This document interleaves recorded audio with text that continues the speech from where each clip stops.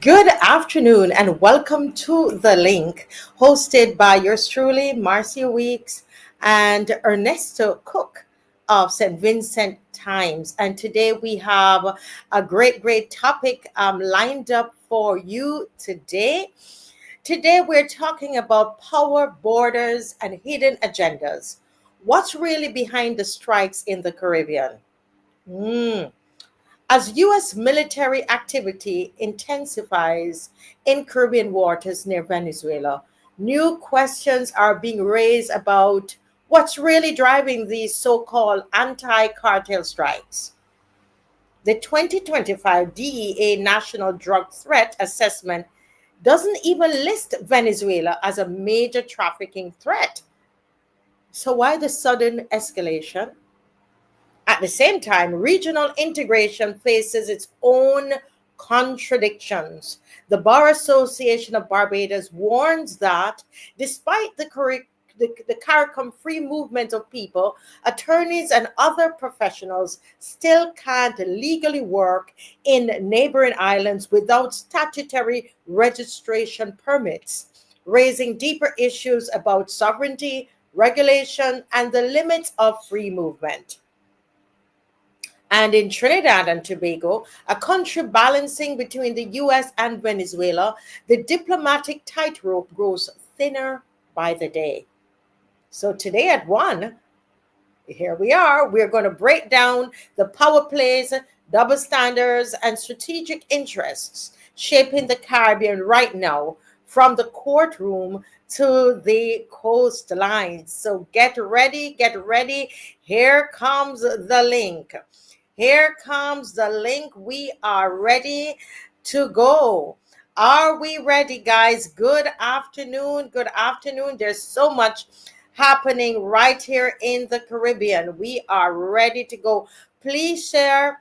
Please like and share. Good afternoon, Judith Jilks. I see you are right on today, and we're going to jump right in this daytime edition called The Link. All right. So, guys, we have so much that we are talking about today, and I'm sure that some of you would have been watching the headlines and seeing the escalation that is happening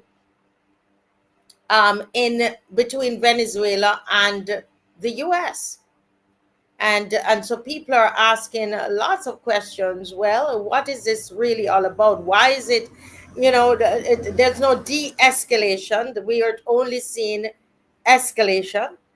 And, we just wonder, some people believe that, military strikes, they don't work. Do they actually work? And so we're going to look at some of those issues today, and I'm kindly asking everybody to share. We're still getting accustomed to the 1 p.m. edition, so if you would share for us, that would be wonderful, wonderful, wonderful. Yes? Yeah. Now, I want to ask us a question. Do we think these military strikes against Latin Americans cartels, will they win the war on drugs? Now, we would have seen several strikes made by the US. The core message of most persons is that military strikes alone can't dismantle cartel networks. Do you believe that? The thinking is that cartels adapt. They fragment. Military pressure often pushes them into more secretive, decentralized, and violent forms. Do you agree with that? Now, these are powerful enterprises that have deep roots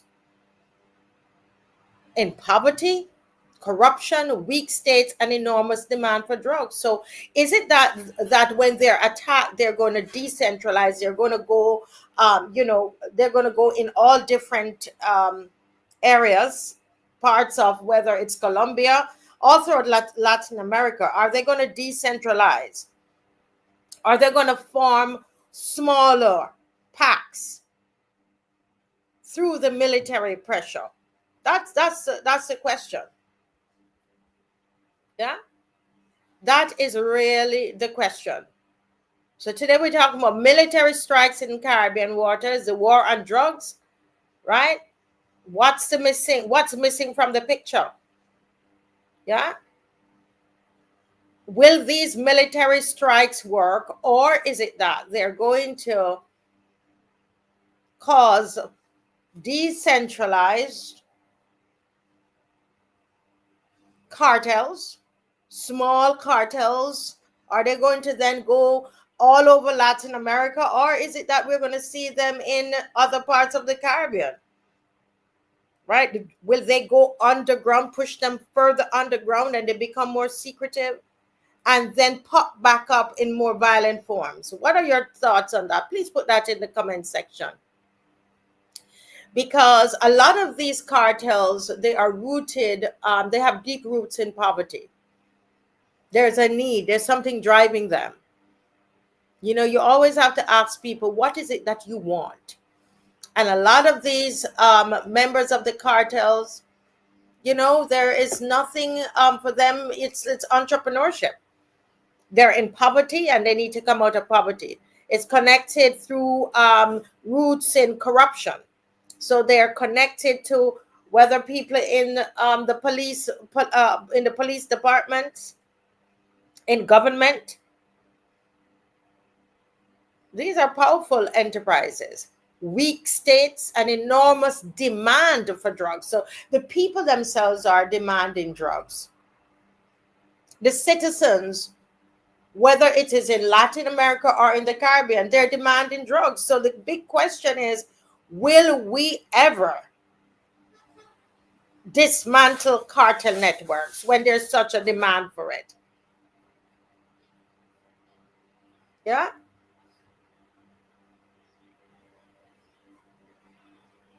Are we saying that these bombs that are not providing any real reforms won't solve the problem?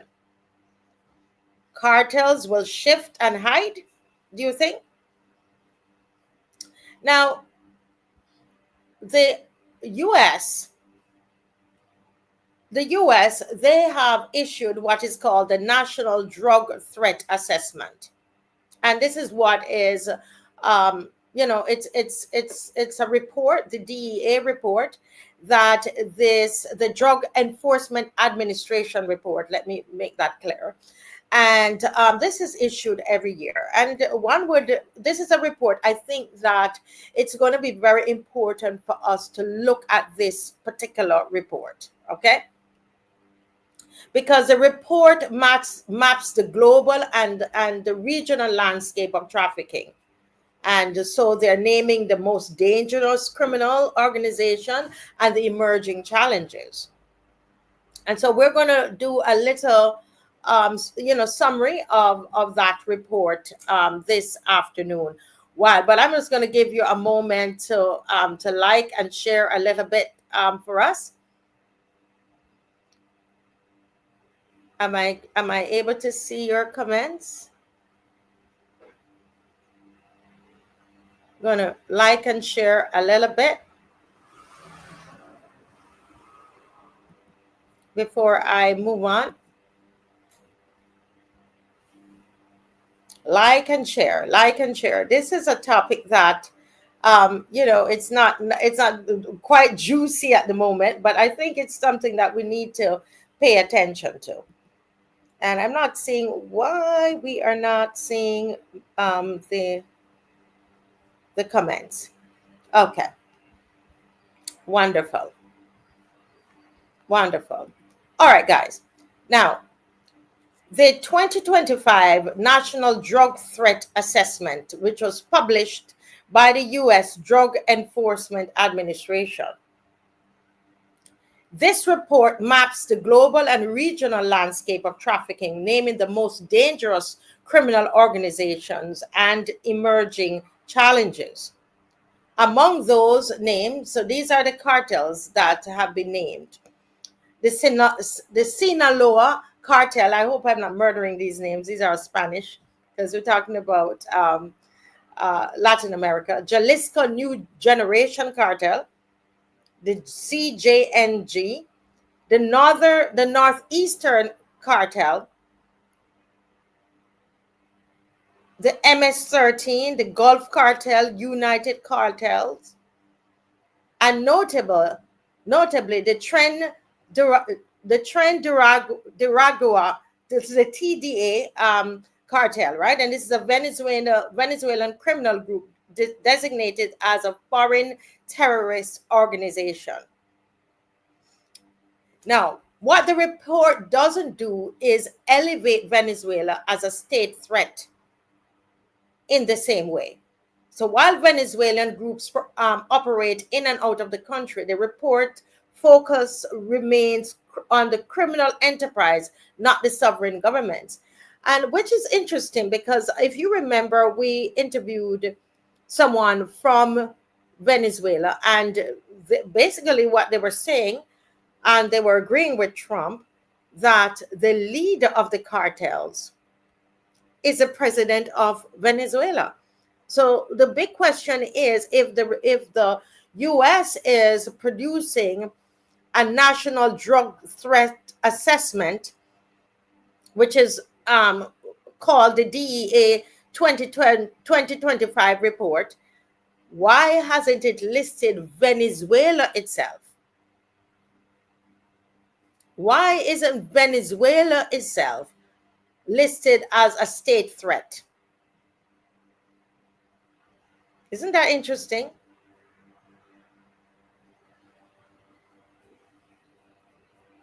It doesn't elevate Venezuela as a state threat. That is quite interesting. So that means the U.S. is targeting cartels. But the attacks happen near or off Venezuelan waters, they're saying, right? So the attacks are happening near or off Venezuelan waters. However, the U.S. is not, according to their report, they are not targeting Venezuela.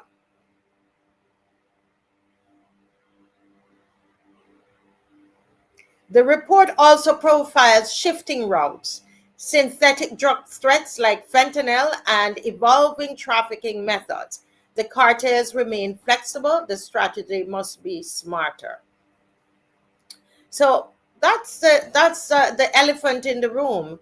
Is it really Venezuela that the U.S. is after? Based on this report, is the U.S. really after something else? What is the hidden agenda? Because if the U.S.'s DEA report is not listing Maduro as a threat, nor Venezuela as a threat, then exactly what is the U.S. after? What is the hidden agenda? And this is according to their own report. Yeah. And we were able to get that report. Let me see if I can get it up on the screen. Yeah. And according to their report, this is their report. And according to their report, Venezuela itself, it's not a threat. Neither is Maduro. Maduro is not listed as the head of any cartel. Venezuela itself doesn't own a cartel. So what is actually going on? And so that's what we're saying. What's really behind the strikes in the Caribbean? We're looking at possibly hidden agendas. Interesting.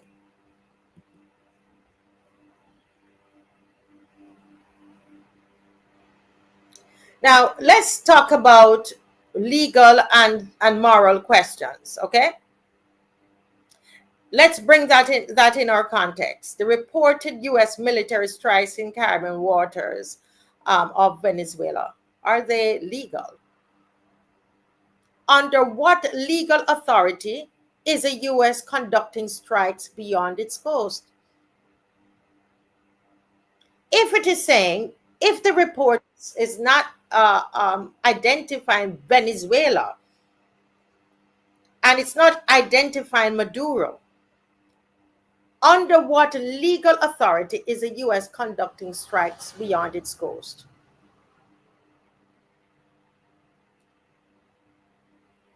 If the state consent was not requested or granted, is this a violation of Venezuelan sovereignty?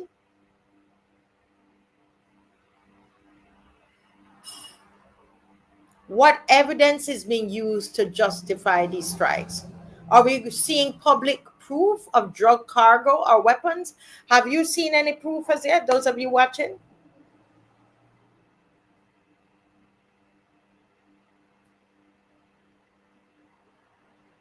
And we have been talking about, since we started these programs, just reaffirming to Caribbean states the dangers. One, spillover. Strikes could damage vessels, fisheries, or illegal crossing in our waters. What about the spillover? What about the precedent? If one state is struck with impunity, what prevents the US from doing the same near our shores in the name of war or drugs? War on drugs. So we have to be concerned as citizens about the spillover and about the precedent that is being set.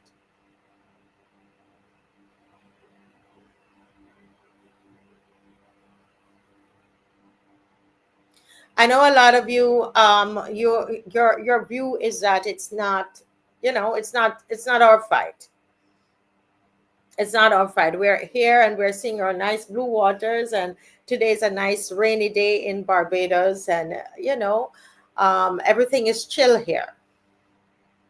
But the truth is that the Caribbean is deeply vulnerable. Small states have limited naval capacity. Limited.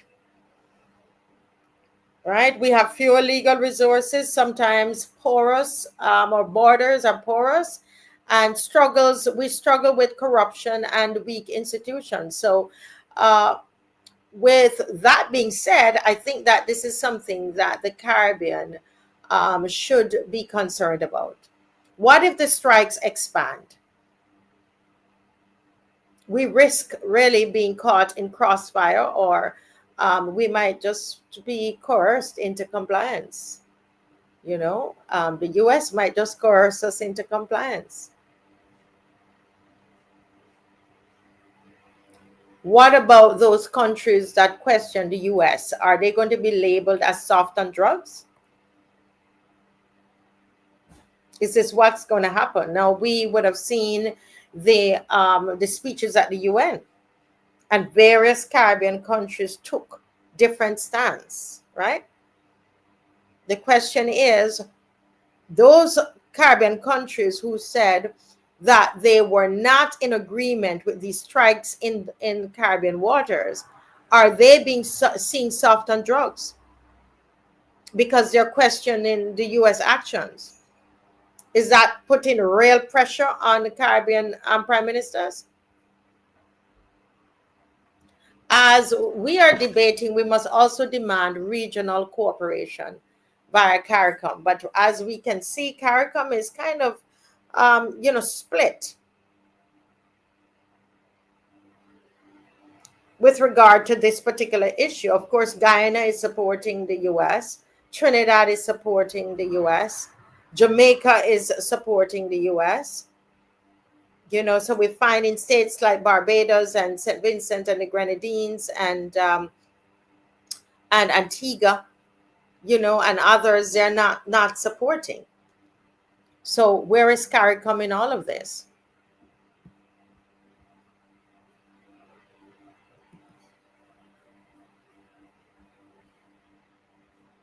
Oh, Ernesto is here. Ernesto, I didn't see you at all there. Let me know if you're ready. Apologies, my brother. Okay, your camera is not on just yet. Okay, so when his camera comes on, I'm going to know that he's ready, or send me a message. Okay, I didn't see you there all the time. Oh, you sneaked up on me. You're ready? Yes, he's ready. Good afternoon. Good afternoon. Good afternoon. Um, Good afternoon to you, Marcia. Today, I have some brown rice that I'm cooking. I'm not gonna let it burn today, because because of these Americans and these Yankees, these gringos, whatever they are. Um, Listen, Marcia, what we are witnessing, I believe, in this Caribbean is imperialism once again taking a foothold. And those who don't get on board, right? And those who don't get on board will be placed into shackles. Today, of course, that would be economic shackles. The West, which is United States I'm speaking about, has lost its dominance in the world. They're now rivaling with China, Russia, and India. They cannot deal with it. Those of us who follow geopolitics, those of us who understand world affairs, they Mhm. cannot handle that situation. And because they cannot deal with that situation, they are looking to conquer new worlds. And when I say conquer new worlds, the Caribbean is not a new world, really, but they are looking to dominate this part of the hemisphere to show their counterparts like Russia and China that they're still of some worth, and they're still holding the power and the sway. But what they're doing is that they're using that power to dominate smaller powers or smaller countries that have no armies, they have no might to fight with them, they don't have the economic power.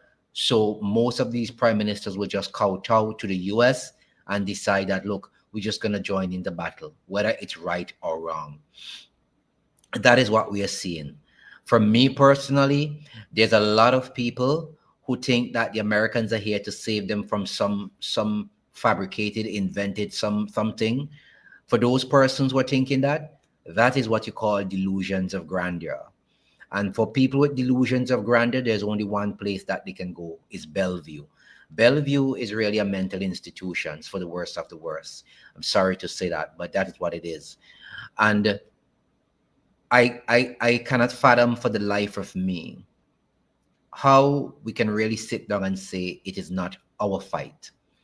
It is our fight, because the ships are not only in international waters. They're sitting in waters, they're traversing our waters to get where they're going, albeit international waters they can move through. But the ships are sitting in the southwestern Caribbean Sea. Wars are not fought in isolation. The damages from wars are never within where the wars take place only. So if America decides to launch an attack on Venezuela, it doesn't mean that Trinidad will not be a casualty of war. People, I don't know, I thought that with all of the schooling that we were receiving in the Caribbean, and these days we hear of PhDs who don't have 2 degrees, who don't have bachelor of this and whatever, whatever. Listen, I thought with all of that that we would have been a more enlightened people, but it dawned on me that our people usually go to these foreign institutions and get the education, so there will be no change in the mindset, and this is where the problem is coming from too. But not only that, you started with a very important question, one that talks about the new DEA report, in which I did a video on, and I really found it very amusing to see that an institution set up by the United States of America, in one of their latest reports for 2025, is telling the world that their president, Donald Trump, is an absolute liar. Why do I say that? In their report, they stated clearly that there is no drugs coming from Venezuela into the United States of America in terms of fentanyl and cocaine, which President Trump has been talking about all of the time and mentioning to us on TV and elsewhere that really and truly this is the man This is the man, this is what he's doing to us here in the Caribbean. He's been pumping drugs into the United States of America. That is what we've been told. But unfortunately, his very report, his very department, Drug Enforcement Agency, and saying that is an absolute lie. So then you were making a very important point. On what authority does the United States go now to say that they're looking to invade a sovereign nation? On what authority? Who gave them permission? And what is the basis of what they're doing? What is it really? But there is none. And that is why I wonder if the Prime Minister of Trinidad and Tobago actually got this information. Does she know about these things? Or she's just a willing participant in the fomenting of wars within our region? This is really heartbreaking. And I don't know. I am really looking. I don't know. I really don't know. I don't know what to say. The UNODC, which is the United Nations Office on Drugs and Crime, they also for 2025 in their World Drug Report stated that Venezuela is a territory free of illicit crops, including cocoa and marijuana. Cocoa is what we use to make the cocaine. And they also reported in their report of 2025 that Venezuela plays a marginal role in international drug trafficking, with only a small fraction of Colombian cocaine transiting to the country. Note the word that they say, small fraction. You understand what's happening here? They're saying that the key findings also note that there's no illicit cultivation. And this is a status that they're saying Venezuela maintained since 1999. It means there is no significant cocoa or cannabis crops growing within its borders. This is what a US report is saying. They're also saying that the vast majority of illegal substances leave Colombia via a Pacific route, often transiting through Ecuador and Central America to reach consumer markets. Didn't say through Venezuela, you know. It said through Pacific routes. It also is basically a contradiction to this narco state narrative that the US government is reporting, and the reason why they would like to get into Venezuela. So two of your major agencies that deal with drugs reporting in the United States are saying to the world, look, the narrative that the government is peddling in the United States is an absolute fabrication. Why are our leaders, why is Trinidad and Tobago, and I have to say Trinidad and Tobago, Jamaica, supporting this foolishness that they want it? What is it that they want? You will now be accomplice to a fabricated war to invade a sovereign nation, and when people get killed, will you go down in history as somebody who helped United States to do such massacre? I don't get it. I don't know if Andrew Holness' head is on his body or if Kamala Passab's head is actually functioning. I don't know. I really don't know. The report from the UNODC for 2025 emphasizes that the serious issues of drug production and trafficking are primarily centered in the Andean countries, particularly Colombia, Ecuador, Bolivia. So what is the purpose? What is the basis on which the United States is really invading Venezuela or wants to do an invasion? As we sit and speak, there's 2 warships en route to Chaguaramas in Trinidad. Who's allowing that to happen? What are they going there for? They're going to stop crime in Trinidad? Will the US military be parading up and down the streets of Port of Spain to stop crime in Trinidad? Because it appears to me that people in Trinidad, some people, not all, some believe that the United States is coming there maybe to stop crime. I don't know where they got that from. The United States is here in the region for one reason and one reason only: to remove a sitting president that was elected not by a coup, but by election that was declared free and fair by the Carter Center, which is very reputable all over the world. They were just recently in Guyana. That is the reason why they're here in the Caribbean: to remove a sitting president elected by his people, take their oil and do whatever they want to, and set up a puppet regime that will give them access to all of the oil that they want in Venezuela. That is the only reason why the Americans are here. It's not to stop drugs. There's no drugs happening the way they're saying it. I mean, I don't know how much telling do we have to tell our people in the Caribbean. I don't know what else do we have to say to them. I'm very happy that many of the Caribbean prime ministers went to the UN and they said, look, we don't have an issue working with the Americans on drug interdiction. And that has been happening for years.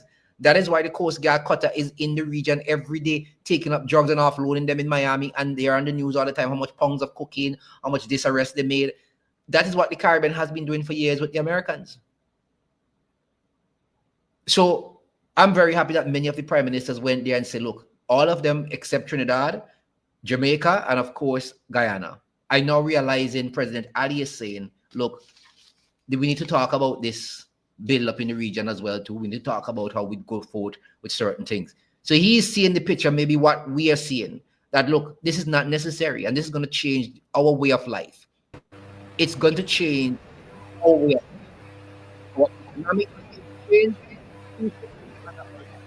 Already, St. Vincent's going to get 89 port calls just to Port Kingston alone. In Port Kingston last year, there was 189. You know what the cruise ships are saying? The southwestern Caribbean is very unstable. They are not coming. So taxi men in St. Vincent are not going to benefit this cruise season really, because that is already changing. Grenada, I understand, is the same. St. Lucia, I understand, is the same. I believe Trinidad may be the same, and Barbados. Why is that so? Because they're not sure what will pop off in the southwestern Caribbean Sea. And people are telling me this is not our fight. They're telling me this is not our fight. Some people gotta be mad in their head. Delusions of grandeur. Mental people, and the only one place for that is Bellevue. Fishermen in Trinidad. Fishermen in St. Vincent. They're not going to fish, Marcy. They're calling me in St. Vincent. They tell me they're not going in the southwest anymore. That's why they used to catch all the tuna in St. Vincent. They're not going. Why? They don't know if they'll be mistaken for a drug boat and blown to smithereens. But the Americans want the oil in Guyana. They want it in Venezuela.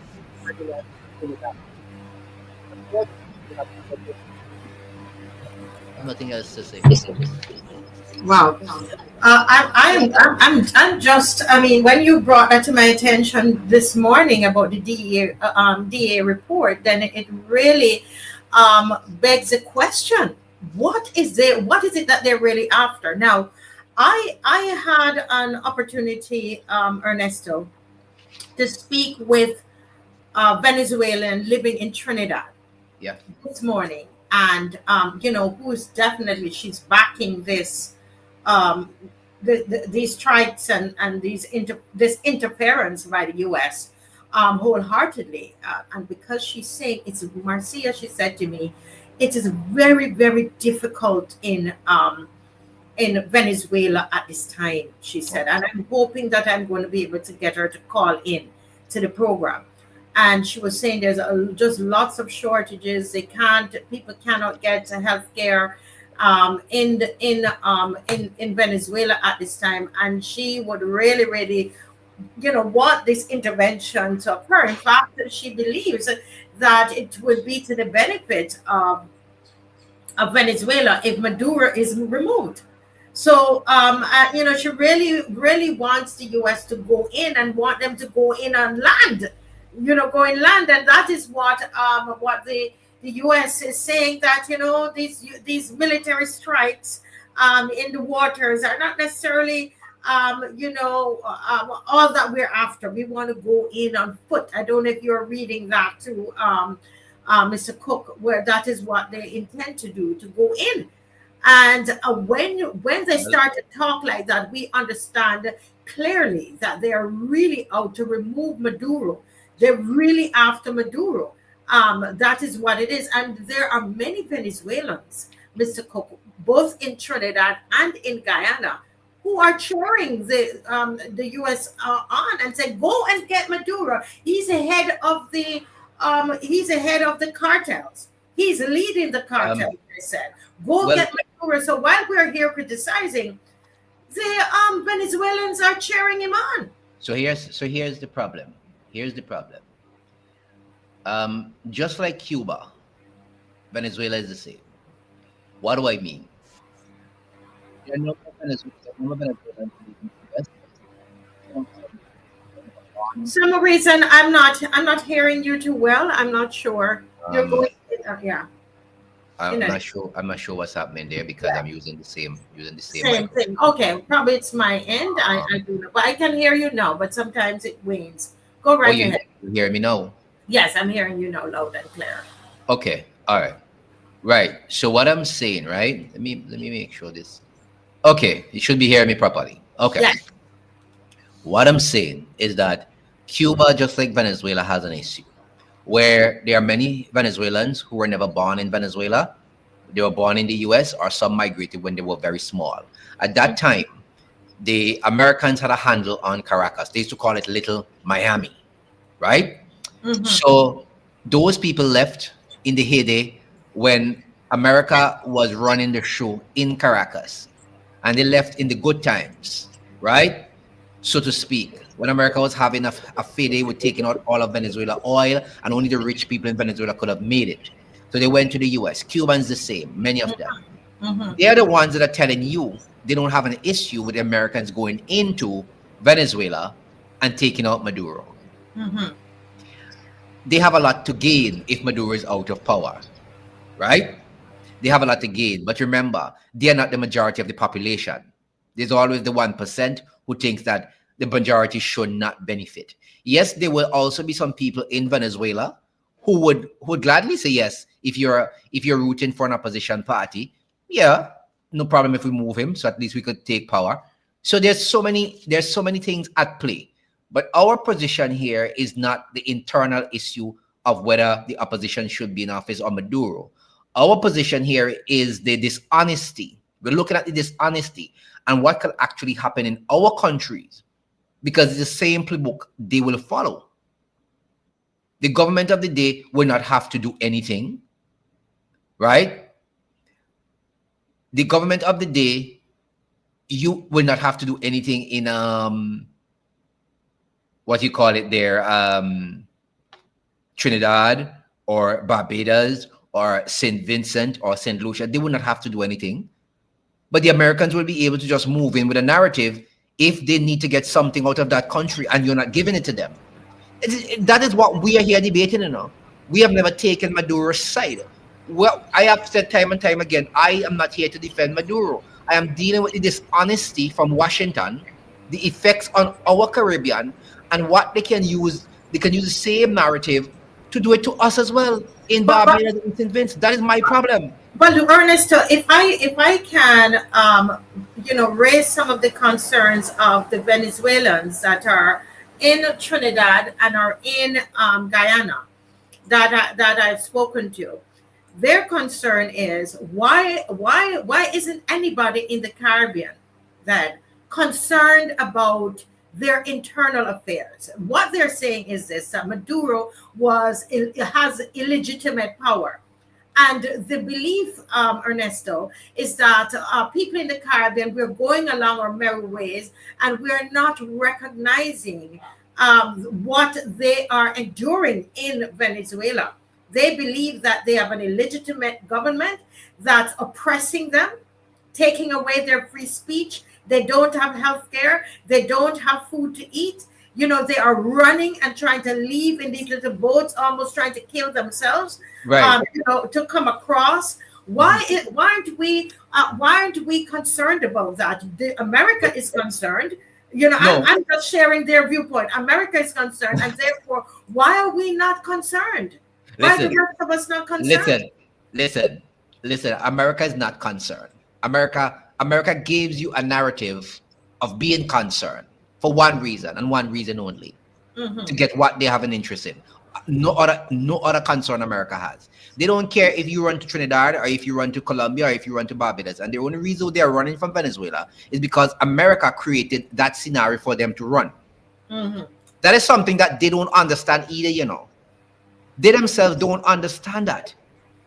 America is the one that created the narrative for them to run. If I get up tomorrow morning and had the power Mm. and had billions of dollars to create sanctions on Barbados, to say you Okay. can't trade with this and you can't trade with that, is it the Barbadian prime minister that did that to you? Why you have to run? No, it's not her. It's me who is doing it to you. But I'm giving a narrative that she is the problem. And that is what America is very good at. Their media is a propaganda machine. And they gave the Venezuelans the narrative that Chavez was the problem. Maduro was the problem. But when Caldera was in power, when Andres Perez was in power, and they had leeway in Venezuela, there was never a problem. So this is another thing that people's mind have been coupled by the American propaganda machine. So they think that we are taking up Maduro's side. We're not taking Maduro's side. We're looking at what America is doing and what they can do to us in the same manner. But the people in Venezuela don't understand. They seemingly don't understand that the Americans are the one that has them in this problem. Look, 2 drug report comes out. There's no cartel of the Suns. Where's the cartel of the Suns? I'm looking for cartel of the Suns. I can't find anywhere. Where is it? So why would somebody in Venezuela tell me that Maduro is heading a cartel when the same Americans who say they want to remove him can't show me in any report that he's heading a cartel? So where is the cartel? You have opposition in a country and you have government supporters. And opposition supporters sometimes will tell you that we hate the government and we wish them to have removed for all sorts of reasons. So that is what is happening in Venezuela. I understand the Venezuelan people's plight. I want those who are suffering to get better. I want them to get an economy that is moving, that can create jobs, that they can live their life in peace, and they can have the things that we are enjoying in this part of the region as well. That is what I want for the people in Venezuela. For them to say that we don't understand that they are going through a turmoil and they want Maduro to move, I think it's a bit unfair to us. They don't understand that we are carrying a plight for them as well. But if that's the way they feel, and they want us to stop supporting them in what we're saying, that's fine for me, That is fine for me. I will not lose sleep over it. I'm being very honest. I will not lose sleep, because if I'm standing up for you against a big bad bully, and you think that I am on somebody else's side and not yours, hey, tomorrow morning I can go and throw my fishing rod and catch fish, I can forget you, I can do it. I'm not hearing you. Your mic may be off. The question though, and I agree with you, because we're not I'm surely not on the side of Maduro. It is just that the US they're just not genuine. That's the Really point. not genuine, in my opinion. It's my opinion, just based on what I've read and what I've seen, done my own research, spoken to the Venezuelans. Even when I interviewed that the woman from Venezuela, she had to actually admit that it's really about removing Maduro. Really, and that's really what they want. They're not about no drugs, stopping no drugs, or But Ernesto and viewers, can we truthfully say that we do think about the Venezuelans and the people living there and what they have to go, what they're enduring at this time? Can we truthfully say that? And why is it that we are not coming up with solutions to them? Okay. How can we actually help the Venezuelans? If it is, do we believe that there is an illegitimate government set up in Venezuela that's oppressing the Venezuelans? Why is it that we have not come up with any real solutions for them? And we're only separated by water, just right there. I think that those are some of the questions that they're asking. Well, I have a policy that I am not getting into the internal business of any country. That's me personally. When I say internal, I'm talking about the political part of the country, not the social part. I'm talking about the political aspect of it, whether it be between a government and an opposition. I don't want to get into that, right? Because like I said, based on my knowledge of politics, there's opposition and there's government. And there'll always be people in the opposition who wish the government out, and people in the government who wish the opposition never get in. That is just how I understand politics to be. So that's number one. Number two, I have been to Venezuela about 5-6 times now. Yes. I've had the good fortune at the time, or bad fortune, some say, to speak to the opposition leader at the time. And also, I've had the good fortune, some people say maybe bad fortune too, to speak to Maduro or speak to his foreign minister. Whether they lie to me about the situation in Venezuela is their problem, not mine, right? I have walked the streets of Caracas. I've never asked anybody for protection. Nobody ever bring a gun to my head. I've walked there night and day on my own. If I got damaged, it would have been of my own making. Okay? Now, I've went into supermarkets in Caracas. I've went into stores in Caracas. I've seen places in Caracas that look like Manhattan, and I've seen places in Caracas that look like the back roads of Gaza. How recent was that? How recent was that, Mr. The Cook? last time I went down to Venezuela would have been in 2021. Okay. Mhm. Pretty This is recent. 20, this is 2020. This is Right. 2025. Yes. And so what I'm and then there was a mission there, I think in early 2024. I did not get to go, but the individual I sent to represent my newspaper sent videos, he sent pictures, he spoke with people on the street, and the picture that I'm getting from the US is not the picture he got. Ah, I see. I'm just saying what I saw with my own eyes. I said I saw places that look like Manhattan, and I saw places that look like the back streets of Gaza. That doesn't look proper. Okay? Like in St. Vincent, you would take me to certain places, I would see big houses. You take me to another part, you will see some thatch houses, and you would still not believe it's the same St. Vincent we are in. Do you Yes. understand where I'm coming from? Yes, I Right. understand. That's number two. So when people tell me that I don't support their plight, I would not want to believe that. I have friends in Venezuela, friends I met and made in Venezuela. I've kept in contact with them. I've helped them with certain things. Do you understand what I'm saying to you? Yes, yes. I know some of them are living in abject poverty. Some are working, some are not. Just like any other country on earth. So each country has their own internal issues going on. Mm-hmm. I rarely have to say that I think a lot of these governments in the region have been advocating for a better way for the people of Venezuela. And one of the things that they've been advocating all the time at the UN and through different discussions is to please America remove the sanctions that you have on Venezuela. Because if you have sanctions on me and I have oil that can make me rich, and I can't even go and do production wells, dig the oil because I don't have no money to spend, don't you expect my people to suffer? And then you blame me for it? The governments have been advocating for America to remove the sanctions from Venezuela, have a dialogue. I know up to the last UN, Ralph maybe one of the only man in the region who's saying, listen, have a sensible dialogue with the Maduro government. Sit down.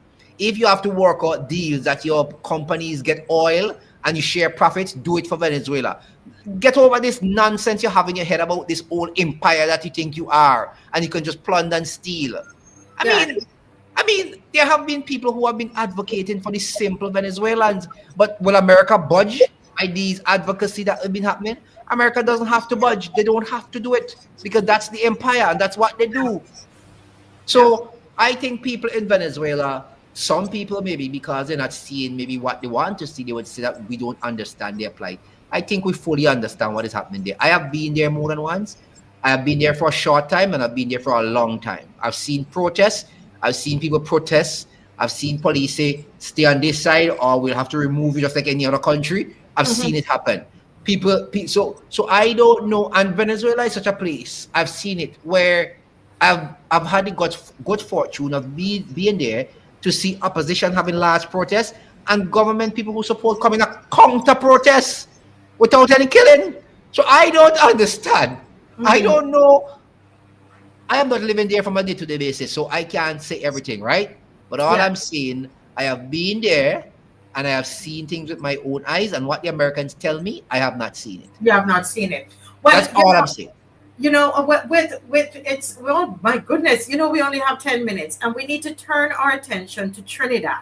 Go ahead. In particular, right? Because I'm looking here at a press release from an activist group inside Trinidad, which is the First Wave Movement.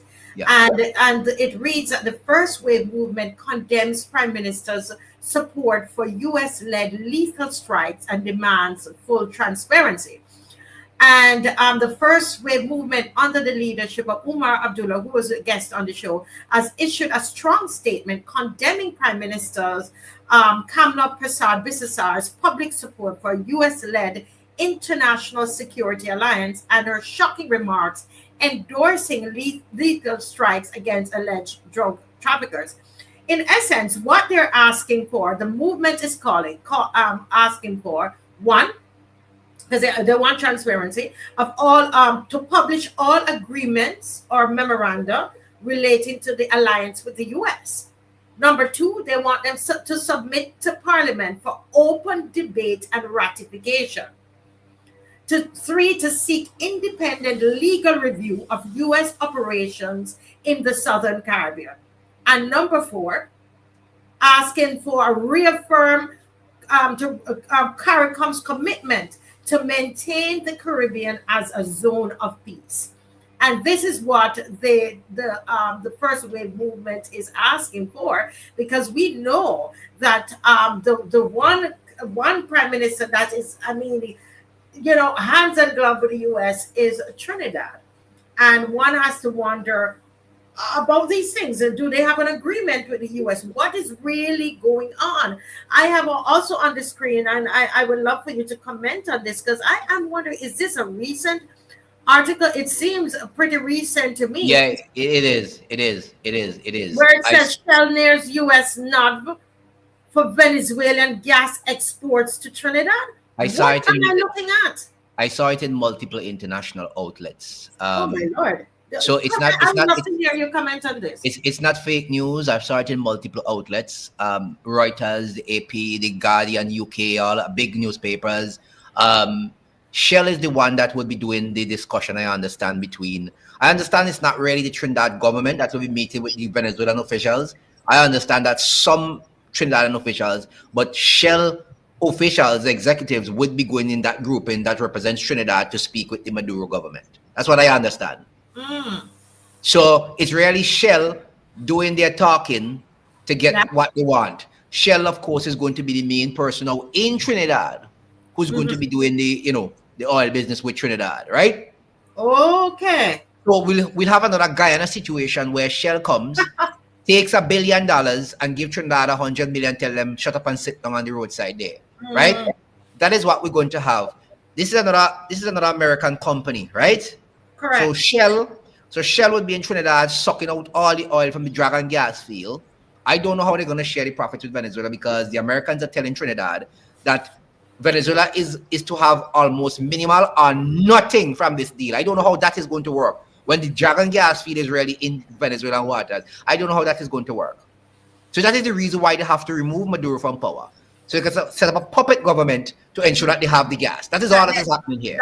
Because when I as I read the article, what I realized that is happening, and I think because we know, we can break it down a little bit for the audience, that Venezuela and Trinidad, they share the Dragon gas field, right? Yeah. And this is located in the Venezuelan waters, near the maritime border. So that is what we need to understand that. Well, it has to be stated clearly. Yes. That the Dragon gas field is entirely in Venezuelan waters. It just happens that the maritime border runs right near to the end of that Dragon gas field with Trinidad. With Trinidad, yes. So that is something that has to be made clear, because a lot of people have some misgivings when it comes to that. But the Dragon gas field, the maps are showing it. The Americans have said it before, and the Trinidad. I remember, I think the Trinidad opposition just recently stated it when they went the first time to get that deal done. It was made clear to them that the Dragon gas field is really entirely in Venezuelan waters. In Venezuelan waters, yes. And it's just near the maritime. That's it. Trinidad.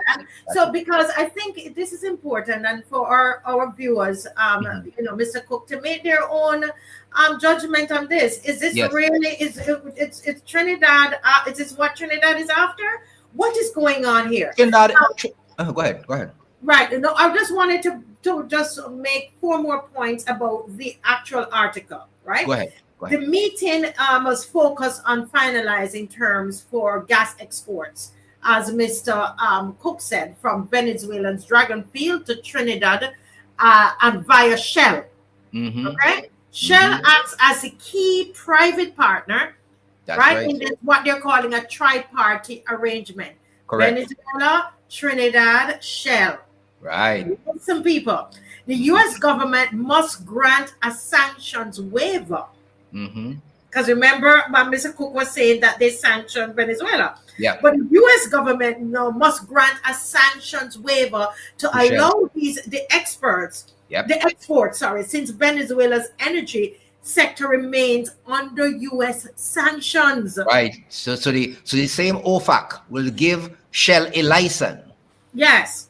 to go there and thief the oil, take it to Trinidad, refine what they have to do with the LNG, and Shell makes the money. Venezuela gets nothing, and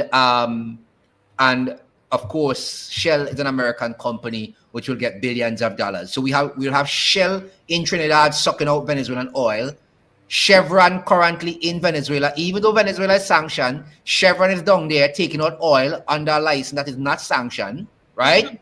And then we have BP and the other one, Exxon, over in Guyana. So you see what's happening here? Yeah, yeah. And so who is the victim here? Who is the victim? Just look at this is currently happening right now with these meetings. Mm-hmm. Who is really the victim here? Go continue, Mr. All I will say, if the people of Trinidad and Tobago think that the US military is down there to stop crime on the streets of Trinidad, they are living in a delusional world, right? And they may need mental help very soon, a lot of them. And if they think that the Americans are here to help them come rich, they need to think again too. So what we're going to see is the same Guyana narrative. Yeah, same thing. Take out the oil, give you a 1%, almost nothing, and you better satisfy with that. The poor ones in Trinidad will remain poor. The rich ones will continue to be rich, who have alliances with these gas companies, and that is what will happen. I don't know. People, I really, I think, Marcia, maybe next program, we will move off of Venezuela and leave Trinidad and Venezuela to deal with their squabble in America by themselves, and we will move on to bigger and better things. So that people can wallow in their own mire and muck, because I know after today there's going to be extra problems. You see those two warships that are heading for Chagaramas as we speak. I don't have anything else to say. A lot of Caribbean islands, I don't know if they have experienced it in Barbados, but I know in St. Vincent, I know in St. Lucia some folks call me, I know in Jamaica it happened, I know in Antigua, Dominica, someone called me and told me some parts of Dominica had no internet either. They have been jamming internet signals in this region for a while since they got here. They have been mapping area with drones at night. We managed to track 2 drones on Monday night flying across the south of St. Vincent. We thought it was actually people in St. Vincent that have drones that just do stuff from time to time. But when we went on the drone trackers, we realized that we had to pay to get that information. When we went there, because the basic one, they won't give you that kind of information. When we paid and we keep on tracking, we realized it was not a normal drone. They said the drone had a number and it had some serial markings. And what the drone tracking was telling us was that drones like that belongs to US military ops. Do you understand? So you have military drones tracking across St. Vincent at night, tracking across Grenada at night, just doing mapping. What they're mapping for, I don't know. And when they're moving, you're getting problems with the internet at times. So they're blocking out the internet as well too. So you very well may have a war in the Caribbean. You can't get internet to communicate with anybody. People don't understand that wars are not something that is to be fun and to make merry and light of. Anything happens in Venezuela, this whole Caribbean will be upended for a very long time. So, but all I'm going to tell you, Marcia, I'm going to eat my brown rice. Who wants to argue could argue. I am going to eat my brown rice. I've never liked white rice since I was a child. Well, you having it with some saltfish? I have some dolphin on the side as well. Ooh, lovely. Saltfish will come later. My wife will make bakes with ancient grain. I'm not using any white flour. Ow. And I will have my saltfish and bakes. And all who want to enjoy America and their military aircraft could continue to do so. I am prepared. I am prepared for war. I am prepared for. Prepare for war. Listen, and I'm going to have some Jamaican callaloo. But as we're closing, as Oh we're boy. closing, let me just say something about this Yes. deal that is happening right now. Yes. Go ahead. And this is that deal to me. If you can't see through that and see what is really happening here and who are the victims in this saga here, I don't know. This deal, guys, and this is why we are taking the time out of our schedule to seek to educate and to Yeah. bring the news that you're not necessarily going to get this side of it. The deal is not just about gas. This is about power. Mm-hmm. We've been saying that since we come on. Influence and diplomacy in the Caribbean basin. The US wants to counter China Mm-hmm. and Russia's growing influence in Venezuela, That's all it is. That's all right? it is. And it wants to keep the Caribbean states like take for example Trinidad within its orbit, Mm-hmm. Jamaica, Guyana. So think about it. By approving this deal, the U.S. is basically gaining leverage over both Yep. Caracas, and Port of Spain, right? And what they're doing, they're keeping that their eyes and on that energy flow near the Venezuelan water, right? Basically, that's what this is really, in my opinion, all about. And I'm sure Ernest agrees. I mean, I share. why do we have to agree? It I is what share we I, see. I share your sentiments wholly and solely. I keep saying that America has lost its dominance and it's trying to reassert its dominance. And all it's using is preying on weak powers to do that. And Guyana, Trinidad, and Jamaica plays a pivotal role in the Caribbean. And they are looking to cement their state in those countries. And once they can do it, they actually will have their colonialism back again with us. People don't understand. These are bigger countries. If you notice, Jamaica sometimes don't even have time with certain things happening in the Caribbean. They speak as if they live in the United States of America. That's how they speak. Trinidad, Trinidad is the same thing. Guyana is almost the same thing now. They behave as if they are living in New York. So we, the small, as they call them, the small fries, we have to pan our own. And if we disagree with anything the US is doing, they look down on us as if something is wrong with us. Yeah, yeah. So Listen, some of the anyway, comments quickly. We have 2 minutes before you go. yeah, Let's hear from Bell Breacher says, "Just forgive us when this is all over. Kamala does not represent the will of the people." She said, "Don't hate us." No, we're not hating you absolutely not. at all. Absolutely not. Absolutely not. Destiny Child is saying, based on you're saying getting ready for war, Destiny Child said, "I will encourage people to start planting vegetables and fruit tree. Let's prepare and be wise."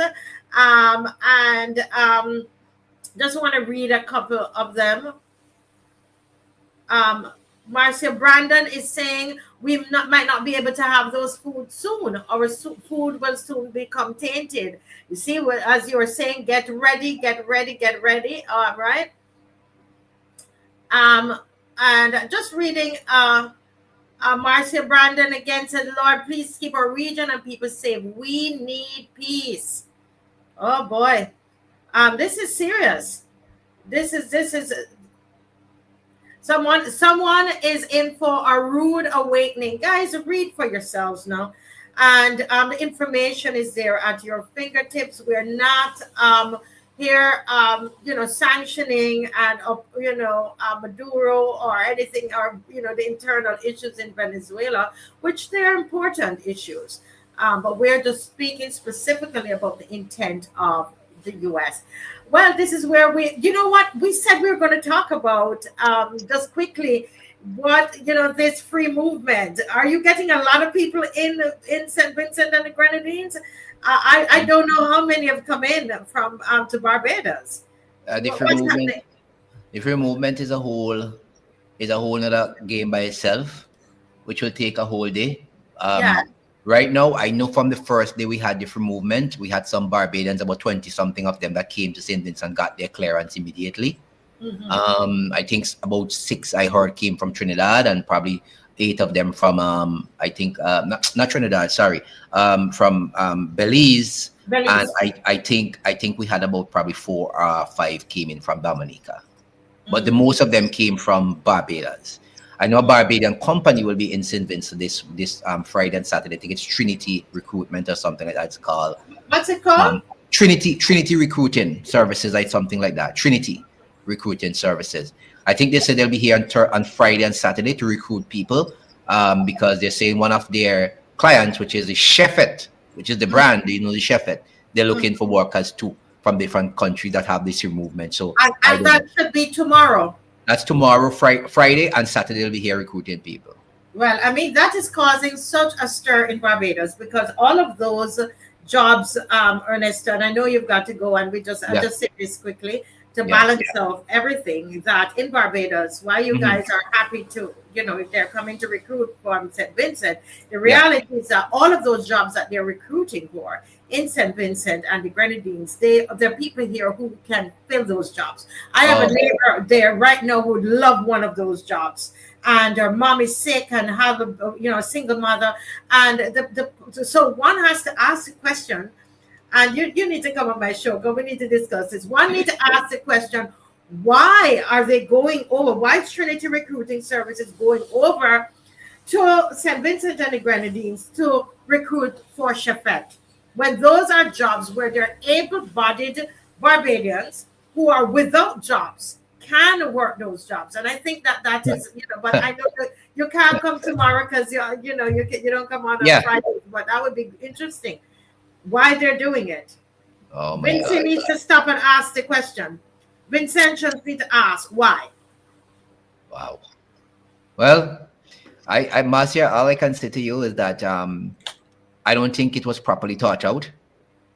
And I think we spoke to that before.